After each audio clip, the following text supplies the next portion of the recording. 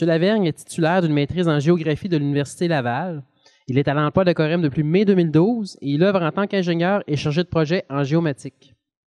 Dans le cadre de son travail, il intervient principalement sur la modélisation de processus ETL, l'analyse prédictive et spatiale, ainsi que sur la création de rapports automatisés. Alors, M. Lavergne, je vous laisse la parole, ainsi qu'à M. Jean-Sébastien Guy de Corem. Merci. Est-ce que vous m'entendez? C'est allumé, oui. Donc, juste avant de tomber à la partie plus des démonstrations que mon collègue Simon va vous faire, pour ceux qui sont venus voir ma présentation de ce matin, on parlait beaucoup de Big Data. Donc, c'est vraiment en lien avec cette présentation-là. Donc, pour vous mettre en contexte, l'outil qu'on vous présente aujourd'hui est vraiment un outil, oui, qui a des capacités, vous allez voir, d'analyse spatiale à certains niveaux. Ceci étant dit, avant tout, c'est un outil analytique. Donc, c'est un outil pour cruncher de la donnée. C'est un outil qui permet aussi de traiter pas juste les données géomatiques, qui permet aussi de traiter des données comme des médias sociaux, par exemple, des données de consultation web. Donc, ça peut traiter du big data, qu'il soit géo ou non. C'est sûr qu'aujourd'hui, dans les démonstrations qu'on va faire, on a pensé mettre un petit peu plus d'emphase sur la partie géo de par vos backgrounds respectifs. Mais c'était quand même pour que vous puissiez avoir une mise en contexte. C'est vraiment un outil qui n'est pas propre à la géomatique, c'est vraiment un outil de BI et d'analytique, mais qui vous permet aussi de traiter des données géo. Je vais passer à la parole. Bonjour tout le monde. Donc, en fait, vous le savez tous un peu, le processus traditionnel type du GIS, en fait, a longtemps été de prendre sa donnée puis de devoir, en fait, lui appliquer des processus de qualité. Donc, vraiment, de devoir souvent prendre la donnée puis la mettre dans d'autres logiciels pour faire du data quality, faire l'intégration des fois dans un autre logiciel, faire de l'enrichissement dans un troisième logiciel même, et puis ensuite faire les analyses, en fait, qu'on connaît, exemple, les cartes, dans un MapInfo, dans un ArcGIS, les logiciels traditionnels. Puis ensuite, reprendre la donnée, puis pouvoir faire les rapports dans un autre logiciel. C'est un processus qui est plus lent, surtout quand on est analyste, qu'on se fait poser beaucoup de questions par nos supérieurs, puis il faut faire des rapports rapidement. Avoir une main dans le dos, souvent, c'est pas l'idéal. C'est un peu ici qu'Alterix vient se positionner. C'est d'être capable de prendre tous ces éléments-là, toutes ces étapes de création de données, puis de rassembler ça, en fait, dans une solution. Chose étant que Alterix essaie vraiment de se positionner à ce niveau-là. Donc, qu'est-ce qu'Alterix, en fait? C'est une solution qui est développée à Denver, aux États-Unis.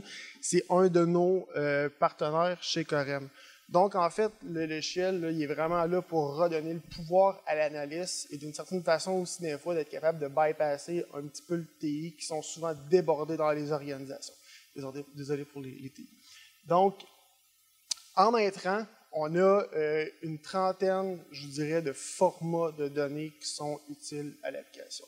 À la base, on a les formats traditionnels, donc les CSV, les Excel, les formats MapInfo, les fichiers Shape, les CSV. L'étape médiane, en fait, c'est tout ce qui est base de données, donc les bases de données SQL, les bases de données Oracle, les bases de données en général, je vous dirais, puis l'étape supérieure, c'est les connexions aux bases de données. Donc, tantôt, JS parlait de NoSQL, de Teradata, Cloudera, Hadoop, c'est des choses aussi auxquelles Alterix va être capable de se connecter. L'étape médiane d'Alterix, en fait, c'est de pouvoir prendre toutes ces sources de données-là différentes, de créer des flows pour pouvoir blender ces données-là ensemble. Donc, on veut que ces données-là se parlent de façon rapide, sans programmation. Donc, vraiment, de pouvoir créer des logiques. Là, tantôt, ce que JS disait, c'est vraiment, c'est que rendu là, l'analyste, c'est seulement son imagination, en fait, qui va pouvoir traiter la donnée. En même temps qu'on va vouloir traiter la donnée, on va vouloir l'enrichir avec des sources de données démographiques puis des sources de données routières qui sont aussi incluses dans Alterix. Et puis, au final, qu'est-ce qu'on veut faire? C'est de pouvoir créer des analyses sur nos données. Donc, les analyses traditionnelles qu'on a ici, c'est la création de rapports, donc des charts, des grids, tout simplement. On veut aussi pouvoir créer de l'analyse spatiale, donc création de cartes, création de point and polygon, c'est aussi disponible. Et puis, au final, un des très bons avantages d'Alterix à ce niveau-là, c'est l'intégration de R, donc le langage de programmation. C'est vraiment le seul endroit où la programmation peut être intéressante. Donc, intégration de R dans Alteryx pour pouvoir faire des analyses statistiques plus poussées. R a 2 modules, le langage de l'endroit où on peut vraiment aller programmer. Sinon, ils ont pris toutes les librairies de R puis ils ont fait des outils spécifiques à R qui vont dire « OK, à cet endroit-là, je vais faire une régression linéaire. » Donc, c'est possible de rentrer l'information puis d'avoir des rapports là-dessus. Pour ceux qui ont vu ou qui connaissent en fait Gartner, qui est une compagnie qui fait la veille technologique là, du BI aux États-Unis, assez connue, en février 2015, ils ont ressorti en fait leur premier cadran magique qui replace un peu toutes les compagnies ou les solutions qui font du BI, des analyses prédictives, des analyses analytiques dans le marché actuellement. Alteryx est ressorti dans la catégorie visionnaire. Il y a aussi la catégorie leader où on voit les SaaS, les IBM de ce monde. Il y a les challengers, et puis on a les niche players. Ça est au centre. Alteryx est quand même ressorti dans la catégorie des visionnaires. C'est une compagnie qui a quand même le vent dans les voiles actuellement. C'est des choses qu'on va présenter. Deuxième cadran aussi de Gartner sorti cette année, c'est les plateformes analytiques et les plateformes d'intelligence d'affaires. Alteryx est ressorti une deuxième fois, encore dans la catégorie des visionnaires. Tableau, ici, qui est vraiment le outlier dans le tableau, qui a aussi le vent dans les voiles. C'est une autre chose que je vais présenter, ça tombe bien, parce qu'aujourd'hui, on se présente les deux, en fait, dans la présentation. Donc, on a pour dire que pour prendre des bonnes décisions, ça prend 2 choses, en fait. De la donnée qui est clean, qui est propre, sur laquelle on peut se fier. Donc, Alteryx, au niveau de la préparation de données, est vraiment à ce niveau-là. La deuxième chose qu'on aime pour prendre des décisions éclairées sur notre donnée, en fait, c'est de la donnée qui est visuellement bien représentée. Puis à ce niveau-là, le tableau excelle vraiment. Donc, pour l'usager, pour l'utilisateur final, de plus en plus, on veut avoir des logiciels qui ont un user experience, le fun, des logiciels qui sont conviviales, avec lesquels on ne se bat pas. Donc, dans les 2 cas, autant Alteryx et Tableau sont très bons aussi. Donc, je vais pouvoir passer à la partie démonstration.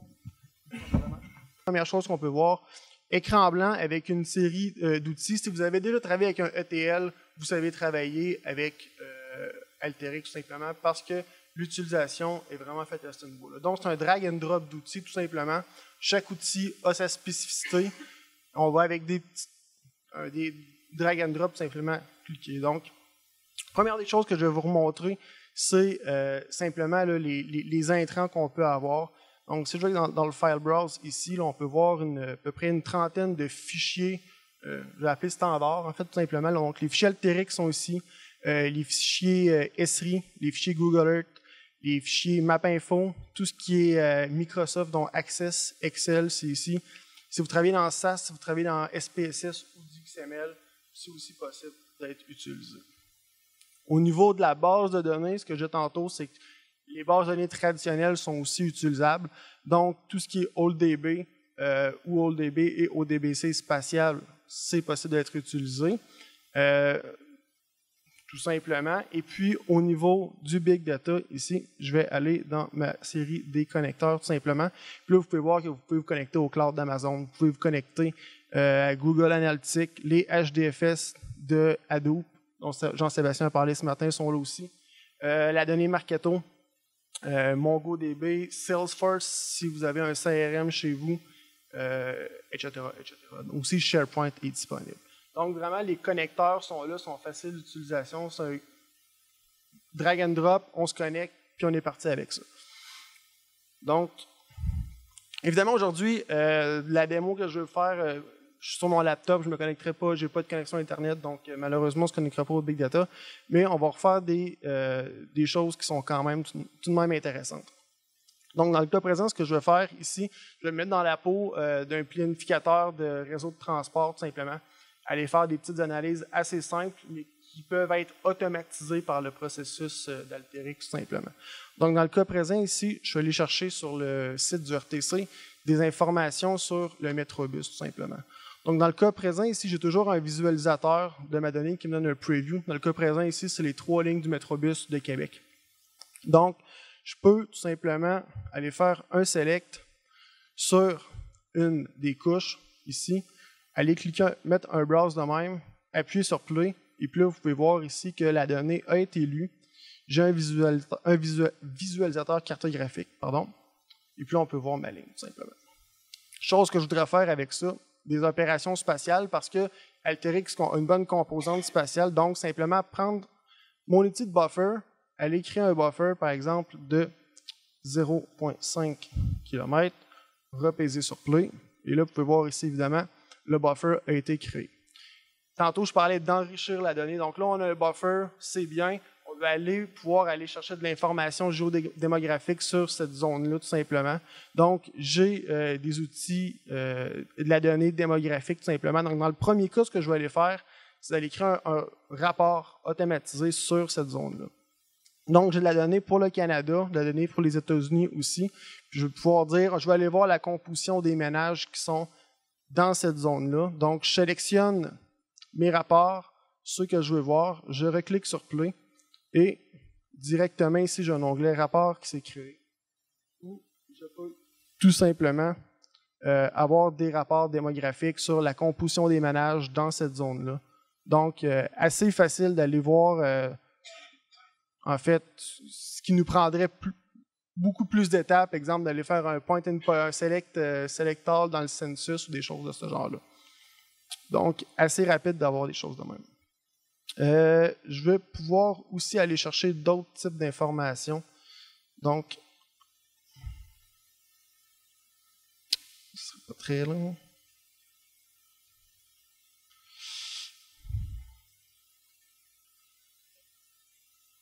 Dans le cas présent ici, je suis allé chercher de l'information sur les arrêts de bus de la ville de Québec, tout simplement. Donc, vous pouvez voir ici, j'ai mes arrêts, un X, un Y, puis une affiche, tout simplement. Première des choses que je veux faire, c'est d'aller un peu nettoyer ces informations-là parce qu'il y a des colonnes que je n'ai pas de besoin. Donc, je vais aller chercher ici mon outil de sélection qui tout simplement me permet de décider quel champ doit continuer dans l'analyse. Donc, ici, le champ affiche, je ne le veux plus. Puis, mon X ici, je vais l'appeler longitude. Mon Y, je vais l'appeler latitude, tout simplement. Et puis, avec mes outils spatiaux, ici, je peux retourner, en fait, chercher un create point qui va recréer des géométries, tout simplement. Et à partir de là, en repaisant sur Play, je vais avoir une géométrie qui a été créée et puis tous mes points qui sont déjà créés ici, tout simplement. Donc, à partir de là, je peux aller faire simplement un point and polygon assez rapidement. Donc, lui dire, je vais aller chercher tous mes points qui sont dans mon buffer. Donc, mes points ici, mes centroïdes, qui sont contenus dans mon buffer. Et en recliquant sur Play ici, assez rapidement, j'ai mon information qui va être ressortie. Ce qui est intéressant, par contre, c'est que je peux aller tout de suite aller chercher une autre zone, une autre ligne, repaiser sur Play, puis avoir mon information pour mon autre zone. Qu'est-ce qu'il faut comprendre là-dedans, c'est que là, évidemment, je joue avec la petite donnée assez rapide, sauf qu'il faut se dire que mes lignes de bus, elles sont fixes principalement, sauf que mes arrêts d'autobus pourraient être ma connexion à une base de données qui contient tous mes utilisateurs du réseau bus, tout le monde qui habite à proximité du réseau, puis à tous les jours avoir mon Alteryx qui a je veux dire scheduler, mais en fait, tu peux lui dire, exemple, à minuit, à tous les jours, réveille-toi, pars, la machine se met en marche, va chercher la donnée dans la base de données, puis fais-moi un rapport à la fin. Donc, c'est des choses assez simples qui peuvent être faites.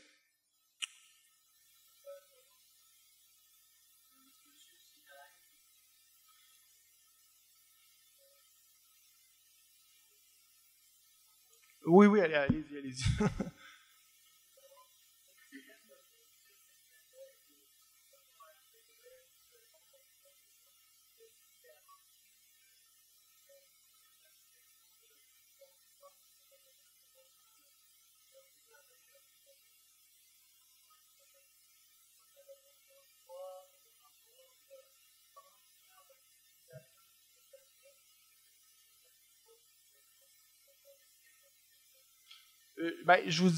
Dans un processus d'entreprise, je vous dirais, là, souvent, les analystes vont savoir, ils vont connaître leurs données. On se fie un peu là-dessus. Donc, dans le cas présent, je ne pourrais pas vous dire, exemple, prendre Street View puis aller le voir. Tu sais, c'est pas possible.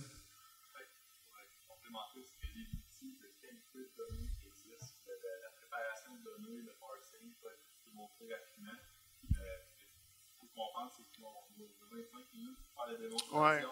Fait qu'on a si peu, mais l'outil comprend aussi une gamme de processus de qualité de la donnée. Comme on parlait ce matin, pour faire le ménage, pour faire dans votre big data, discarter ce qui est non pertinent en fait, et conserver ce qui est pertinent. Mais tout à fait, il y a des outils de contrôle de qualité de la donnée.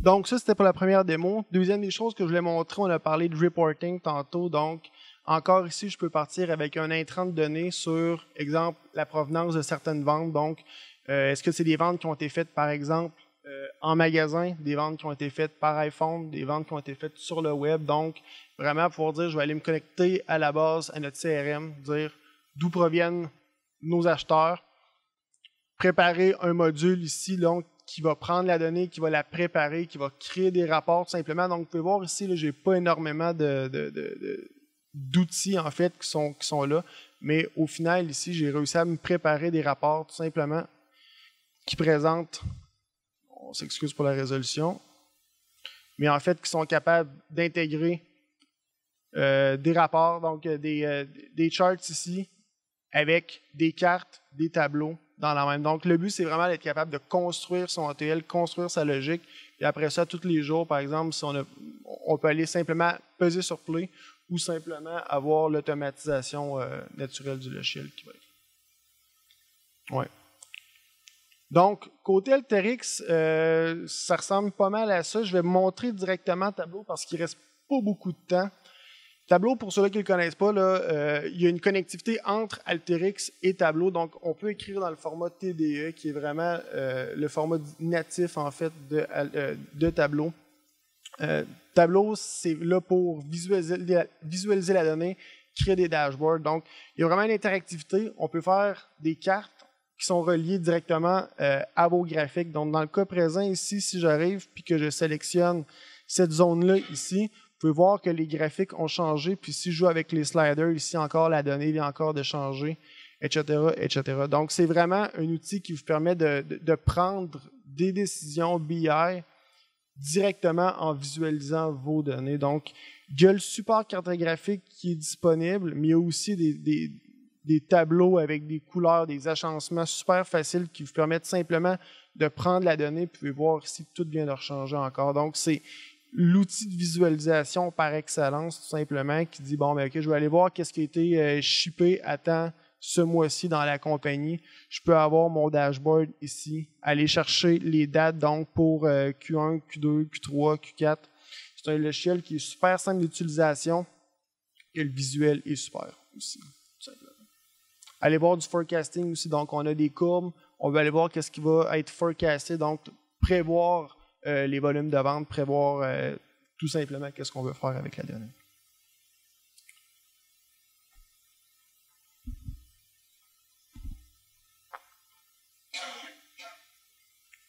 Ouais. Oh.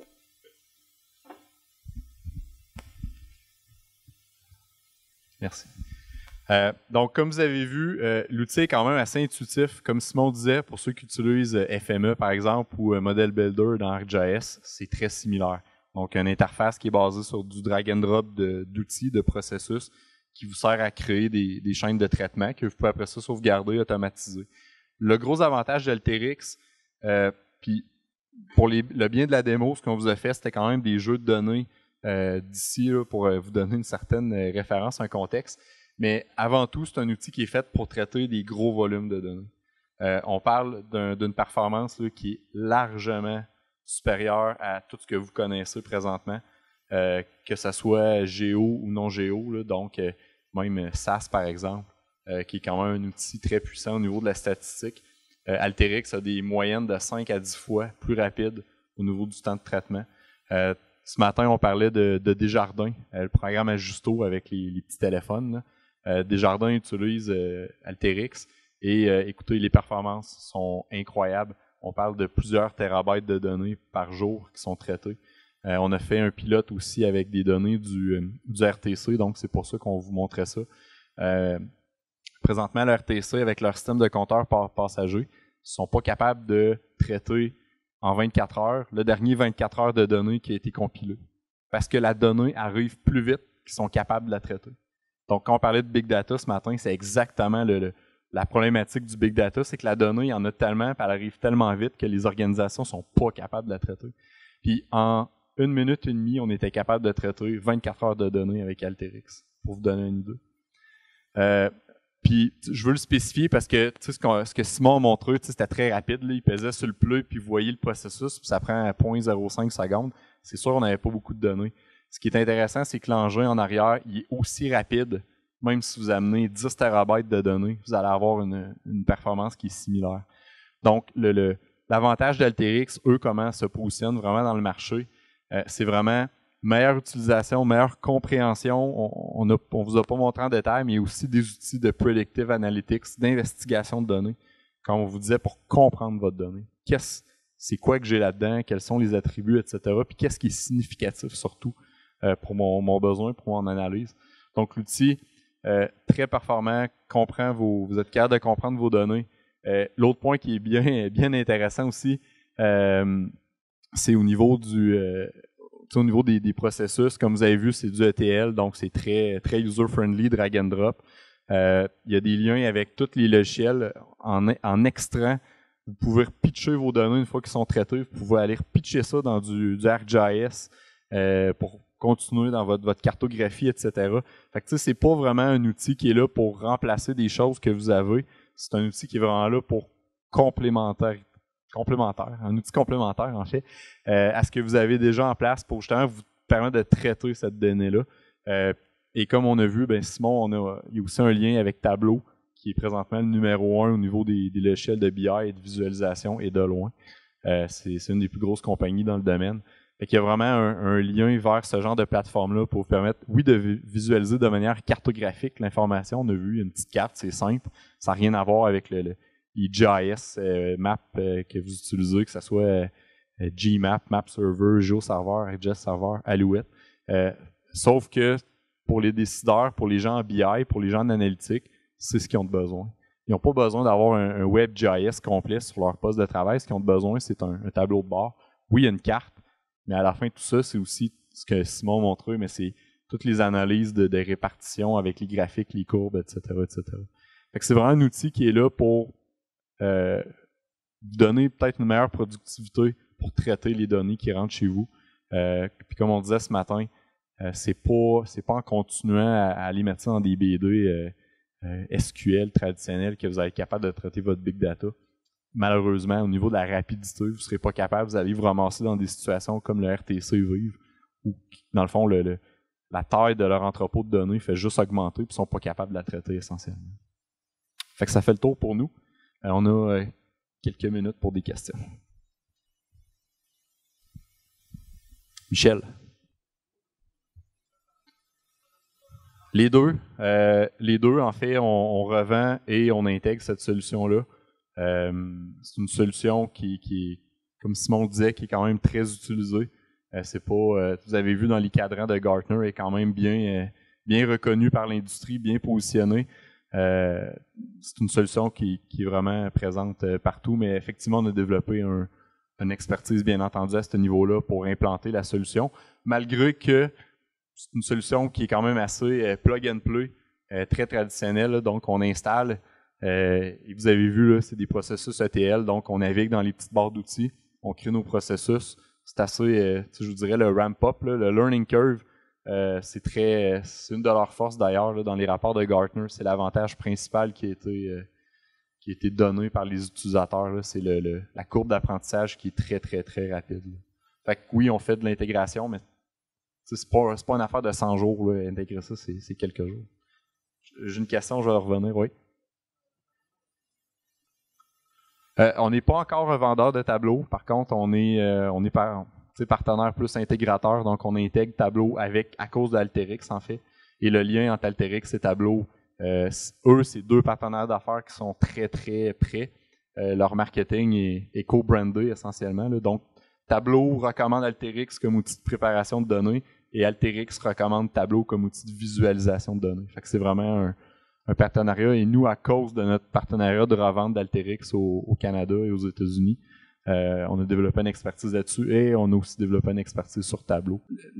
Alterix, comment ça se positionne, c'est que c'est ni un GIS, ni un logiciel de statistique, c'est un entre-deux qui permet justement de relier un peu ces 2 solitudes-là dans les business où tu as souvent un SRI, tu as quelqu'un qui est sur Cognos ou sur MicroStratégie, puis quand vient le temps de se parler, c'est très difficile.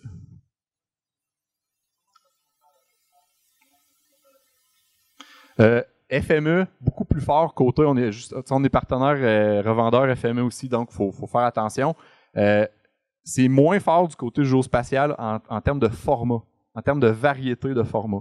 Donc, si votre business, c'est vraiment de cruncher, comme vous avez vu, AutoCAD, il n'est pas dans la liste. Fait que, tu sais. Oui, tout à fait, exactement.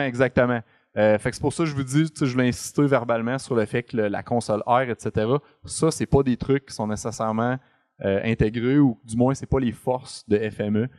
FME se concentre beaucoup sur la manipulation de données géo, tandis qu'Alterix, oui, ils font du géo, mais c'est pas nécessairement c'est pas la finalité de la chose non plus. C'est un parmi tant d'autres dans les types de formats.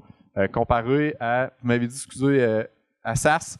SAS, par contre, eux se comparent, puis ça va me faire plaisir de vous envoyer leur documentation, puis je vous laisserai juger. Mais ce qu'ils disent, plus rapide, moins coûteux, plus user-friendly, pas besoin d'un bac en programmation SAS pour être capable d'utiliser ça. C'est à la portée de tous, de tous les analystes. Pardon? Oui, SAS, il est en haut, mais le prix est en haut aussi de SAS. C'est là qu'il y a une différence entre les 2 solutions. C'est Alterix, ce qu'il dit, c'est que oui, SAS, ça reste SAS, il n'y a pas à dire. Mais bien souvent, dans des espèces de sandbox analytiques, comme on disait tantôt, il y a des gens en TI qui sont débordés. Je suis sûr que vous le vivez tous dans les villes. Puis je connais plusieurs d'entre vous qui sont au TI, puis vous allez me dire jamais, etc. Par contre, la réalité est la même, c'est qu'il y a une demande présentement en analytique. En plus, les analystes ont besoin de plus de données, etc. Et Alterix est là justement pour ces analyses ad hoc-là, que vous pouvez leur dire, prends l'outil, va te connecter sur la B2, fais tes choses, puis il n'y a pas de problème, ça marche. Fait que vous pouvez le voir comme un remplaçant à SAS, mais vous pouvez le voir aussi comme une complémentarité qui vient répondre à un besoin que SAS n'est peut-être pas capable de desservir.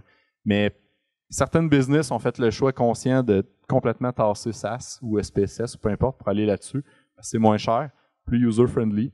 Il y en a d'autres qui ont dit non, on reste sur SAS parce que c'est SAS, c'est le leader dans l'industrie, puis il n'y a rien à dire là-dessus. Mais pour des analyses ad hoc, on va aller vers du Alterix. Question? Oui. Oui.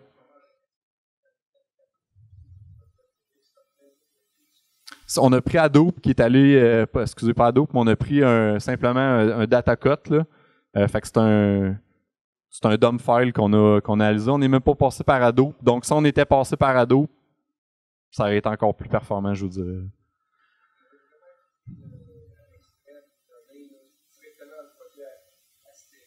Alterix, oui. Ben, comme on disait, en quelques minutes, on a été capable de traiter 24 heures de données qui sont même pas capables de faire en 24 heures.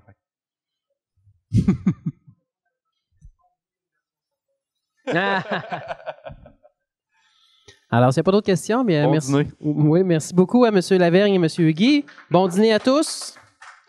On reprend à 14h.